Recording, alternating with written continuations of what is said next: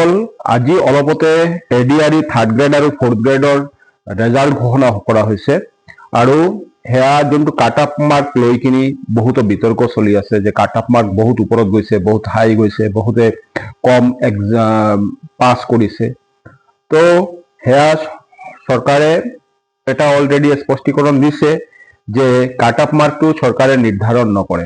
Cut off মাৰ্কটো কেনেকৈ নিৰ্ধাৰিত হয়, হেয়া যিমান পোস্ট আছে তাৰ এগেইনষ্টত যিমান বেছি ক্যান্ডিডেটে এক্সাম দিব, যিমান বেছি ক্যান্ডিডেটে এক্সাম দিব সিমান কম্পিটিশন লেভেলটো টাফ হ'ব।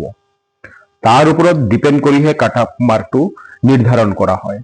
অলপতে এটা ভিডিঅ' চালো, আমাৰ মাননীয় ভিক্টৰ দাস মহোদয়ৰ এটা ভিডিঅ' চালো মই। সেই ভিডিঅ'খনত ভিক্টৰ দাস মহোদয় তেখেতক মই সন্মান কৰোঁ, এজন টিচাৰ হয়, শিক্ষক হয়, তেখেতক মই শ্ৰদ্ধা কৰোঁ, সমালোচনা কৰা নাই।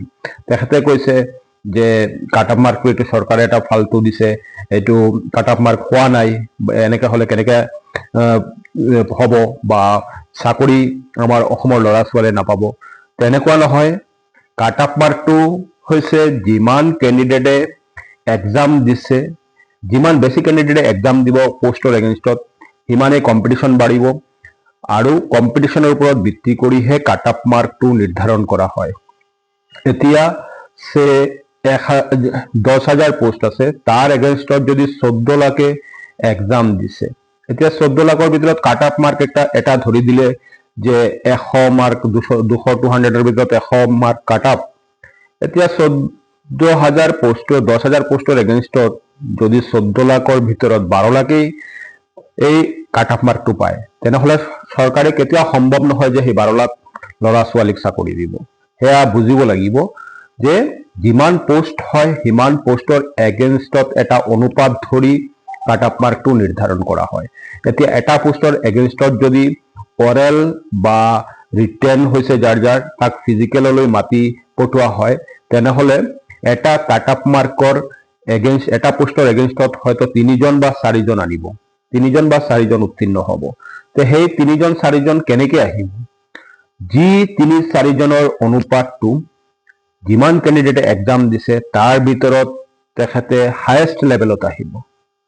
এতিয়া 10,000 পোস্ট হলে যদি এটা পোস্টৰ এগেইনষ্টত 5জনকৈ লয়, 50,000 ক্যান্ডিডেট 12 লাখৰ পৰা সিলেক্ট যদি কৰে, তেনেহলে যি 50,000 ষ্টুডেণ্টে সবতকৈ সৰ্বোচ্চ মাৰ্ক পাইছে, সবতকৈ এই 12 লাখৰ ভিতৰত 50,000 ষ্টুডেণ্টে যদি সবতকৈ বেছি যোন 50,000 বেছি মার্ক পাইছে, এই 50,000 সিলেক্ট হ'ব নেক্সট লেভেল অৰেল বা কম্পিউটাৰ হোক বা ফিজিকেল হোক যৰ বাবেই হোক।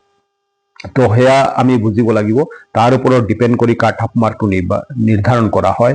গতিকে সেইখিনি লৈ ইমান বিতৰ্ক কৰাৰ একোই নাই, সেইটো বুজিব লাগিব। সেইটো কোনো নৰ্মেল এক্সাম নহয় যে এইটো আমি কিবা গ্ৰেজুৱেশ্যন লেভেলৰ এক্সাম দি আছো বা কিবা ডিপ্লোমা লেভেলৰ এক্সাম দি আছো, সেয়া নহয়।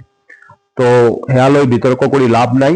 যিসকল ক্যান্ডিডেট বা যিসকলে এইবাৰ পোৱা নাই, নেক্সট টাইম পোস্ট ওলাই আছে, অলৰেডি চৰকাৰে ঘোষণা কৰিছে।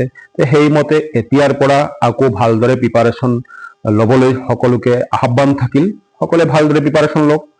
সেই কম্পিটিশন লেভেলত যদি 10 লাখ 12 লাখে এক্সাম দি আছে, ক্যান্ডিডেট এক্সাম দি আছে, তাৰ ভিতৰত যোনটো 50,000 সিলেক্ট হ'ব তাৰ ৰিটেন বা অৰেলৰ কাৰণে, তাৰ ভিতৰত আহিবলৈ চেষ্টা কৰক, তাৰ ভিতৰত আহিবলৈ নিজকে সাজু কৰি তোলক। কাৰণ যুদ্ধ থাকিবই। কম্পিটিশন মানে কি? এয়া সদায় এটা সংগ্ৰাম হয়, যুদ্ধ হয়। আমি যদি এখন খেলত যাওঁ, তে খেলটোৰ ভিতৰত ৰানিঙত গৈছো, কিবা এটা খেলত গৈছো, খেলৰ ভিতৰত সবেতো আৰু নিজিকে, হাৰিব, কিছুমানে জিকিব। কোন কেইজনে জিকিব? যোনে এতিয়া ৰান হৈছে ফাৰ্ষ্ট ছেকেণ্ড থাৰ্ড, এতিয়া 100জনে ৰানিং কৰি আছে, তাৰ ভিতৰত ফাৰ্ষ্ট ছেকেণ্ড থাৰ্ড 100জনটো আৰু একেলগে সোমাব নোৱাৰে। যি 3জন হায়েষ্ট আগত আহি ৰানৰ বাউণ্ডাৰীটো ক্ৰছ কৰিব, সেই 3জনে সিলেক্ট হ'ব, ফাৰ্ষ্ট ছেকেণ্ড থাৰ্ড হ'ব। ঠিক তেনেকৈ কাট অফ মাৰ্কটো নিৰ্ধাৰণ কৰা হয়।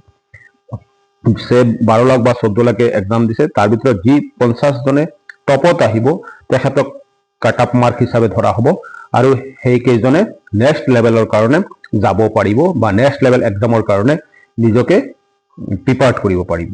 যি হোক, যিসকলে পাছ কৰিছে তেখেতসকলে এতিয়াৰ পৰা নেক্সট এডিআৰইৰ যোনটো অৰেল আছে বা মৌখিক আছে তাৰ ওপৰত মই এটা ভিডিঅ' অলৰেডি বনাইছিলোঁ, চবে চাব ভিডিঅ'টো, যে কেনেকৈ আমি অৰেলত প্ৰিপাৰেশ্যন ল'ম নিজে, বা অৰেলত কেনেকৈ আমি চিট আপ কৰিম, বা অৰেলত নিজৰ প্ৰেজেণ্টেশ্যনটো কেনেকৈ দিম, সেইটো ভিডিঅ'টো চাব চবে। চবকে থেংকছ, বেষ্ট অফ লাক।